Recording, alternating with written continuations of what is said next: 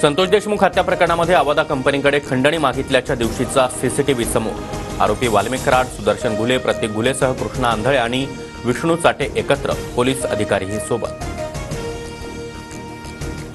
सीसीटीव्हीतून आकासह सर्व आरोपींचा खंडणीशी संबंध असल्याचं स्पष्ट होत आहे. सोबत असलेले पोलीस निरीक्षक राजेश पाटील यांना देखील सहआरोपी करा, आमदार सुरेश धस यांची मागणी.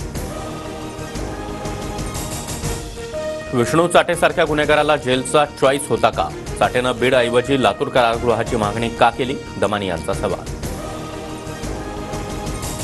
ठरवलं असतं तर आदिती तटकरेंना निवडणुकीमध्ये पाडलं असतं, मात्र चूक झाली. सुनील तटकरेंनी शिवसेनेवर केलेल्या टीकेनंतर गोगावलेंचं प्रत्युत्तर. तटकरेंना आपल्यामुळे लीड मिळाल्याचा गोगावलेंचा दावा. माहितीतला समन्वय, अभूतपूर्व यश टिकवण्यासाठी जबाबदारी सर्वांचीच. मात्र रस्त्यावर उतरून आंदोलन करणं हे सरकारच्याच विरोधातलं कृत्य. त्याचं समर्थन करणार नाही, तटकरेंनी शिवसेना नेत्यांना पुन्हा सुनावलं.